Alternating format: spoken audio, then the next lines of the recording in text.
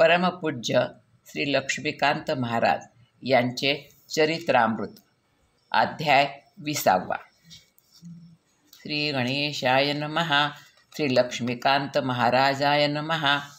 मागील कथेच्या अध्यायी सद्गुरू निवेदिले कर्मभोगासी, न चुके कर्मभोग कुणासी, तो भोगावाच लागतो.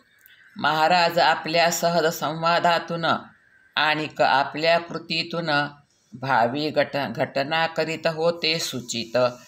त्या सूचकतेचा उलगडा पुढे यथावकाश होत असे.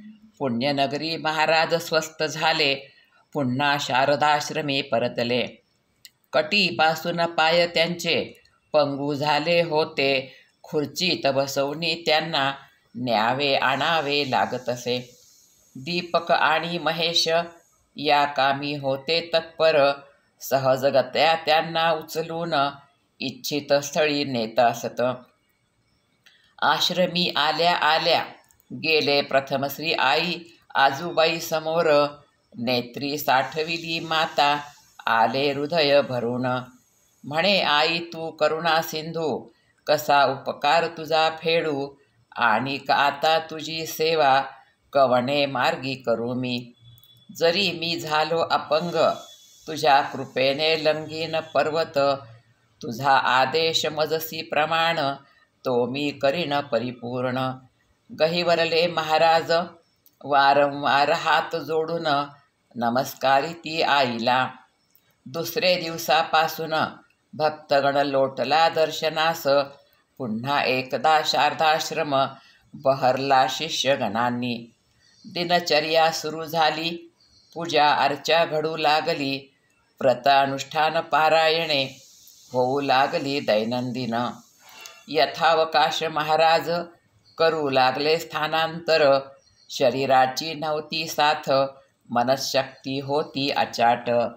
त्या वारूवर होऊन आरूढ कल्याण करीत असे शिष्यांचे. जरी होता आश्रमाचा परिसर व्यापक, परी नव्हती गुरूंची स्वतंत्र बैठक.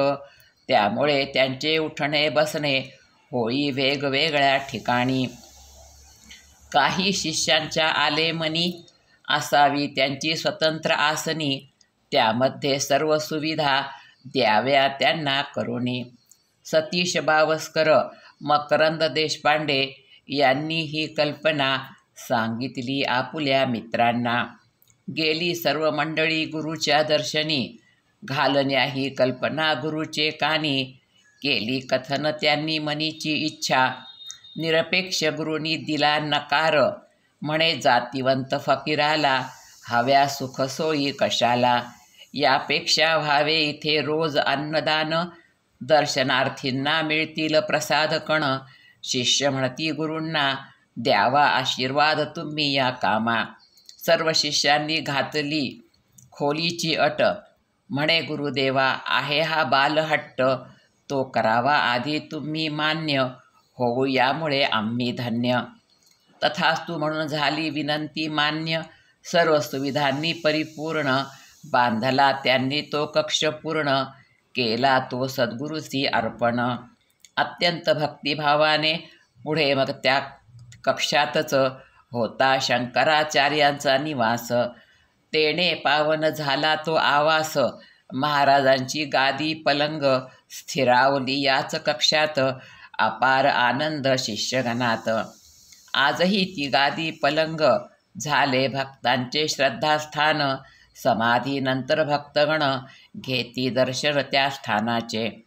भक्तिभावे होती नतमस्तक सद्गुरु चरणासी. वय झाले शतसंवत्सर, शिष्यगण मग करी विचार. करावा महाराजांचा शताब्दी महोत्सव शारदाश्रमी साजरा. घातला विचार त्यांच्या कानी.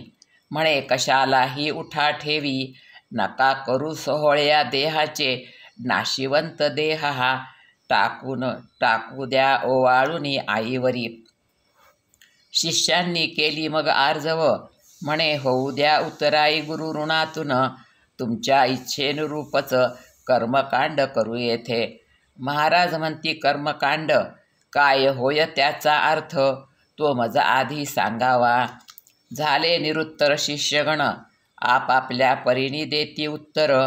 म्हणती महाराज गड्यांनो, कर्म म्हणजे योगकृती, कांड म्हणजे विभाग.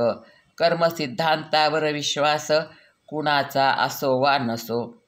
करो कुणी त्यांचा निषेध, वा करो त्याचे स्वागत.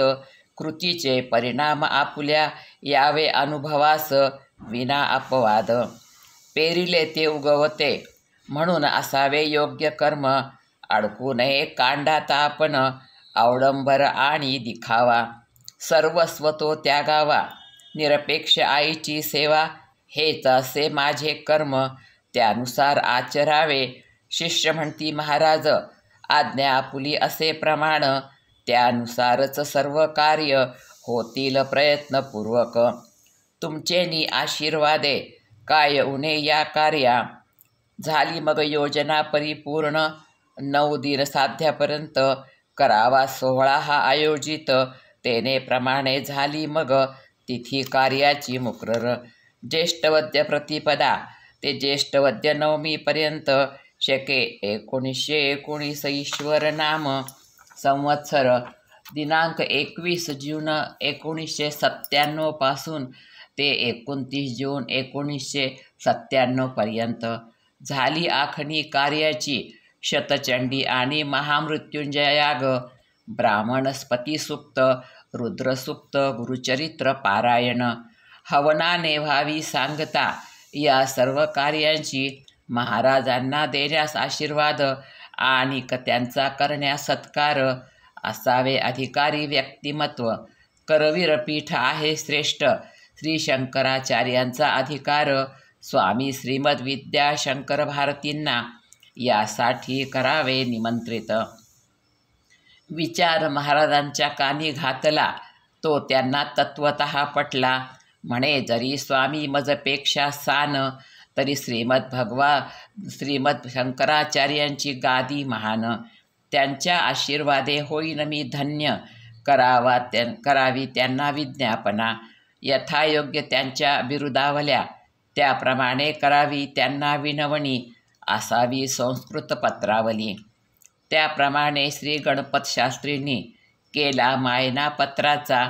संस्कृतातले हे विनवनीपत्र ऐकविले महाराजांना. ऐकोनी पत्राचा मायना, दिली संमती श्रीगुरूंनी. शिष्य श्री मुरलीधर कापरे या कामी करविरासी गेले.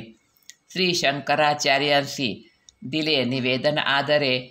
सांगता समारंभपूर्वी स्वामी शंकराचार्यांची उपस्थिती लाभली या उत्सवाला.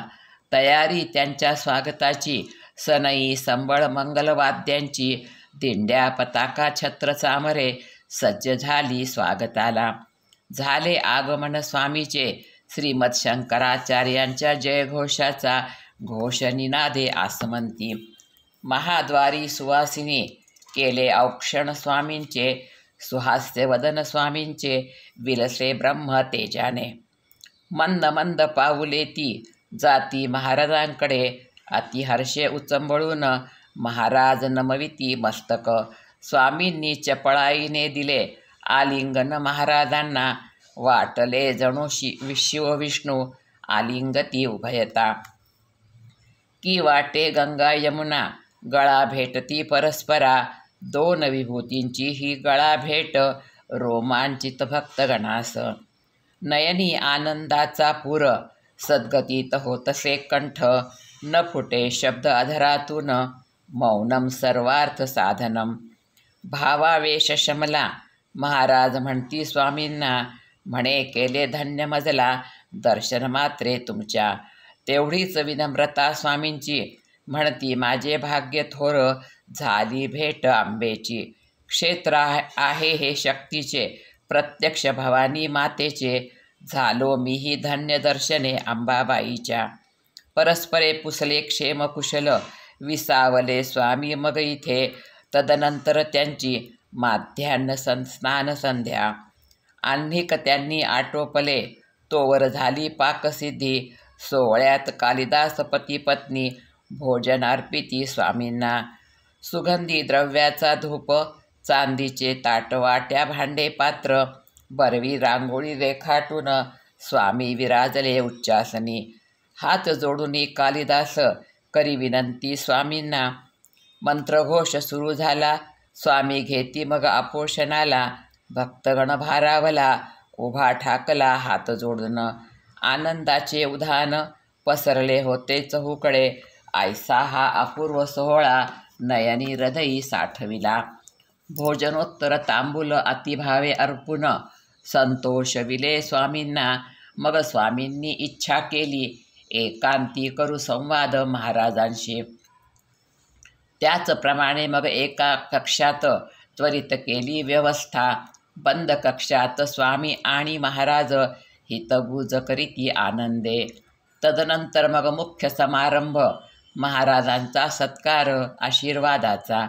भव्य त्या सभामंडपात उच्चासनी विराजले स्वामी आणि महाराज. प्रचंड संख्येने भक्त समुदाय पाहातसे हा कौतुक सोहळा. महाराजांनी केले स्वामींचे पाद्यपूजन.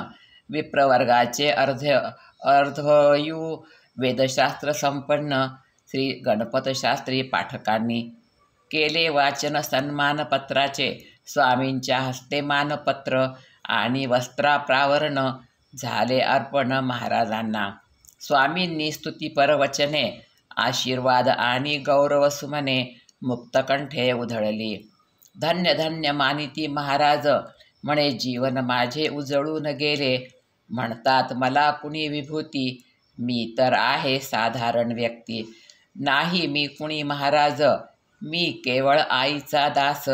पडावा हा देह केवळ तिच्याच सेवेत. इतुकीच आता माझी आस, उरली असे केवळ. जरा जर्जर माझी काया, त्यात अपंगत्वाची छाया. सोसेना आता हा भार शारदाश्रमाचा. म्हणून करतो मी घोषित, कालिदासाने पेलावा हा भार. उत्तराधिकारी म्हणून या आश्रमाचा. यथायोग्य वर्तत जावे, आश्रमासी सांभाळावे. तदनंतर दुसरे दिवशी पूर्णाहुती होम हवनाने झाली सांगता समारंभाची. अन्नदान बहुत झाले, विप्रवर्गासी अलंकृत केले रजतपात्र वस्त्र दक्षिणेनी. या विप्रवृंदात गणपतशास्त्री प्रमुख आचार्य, रामशास्त्री मंगरुळकर, देविदास शास्त्री पानवडोदकर, जे नेहमी असती सेवेत महाराजांच्या.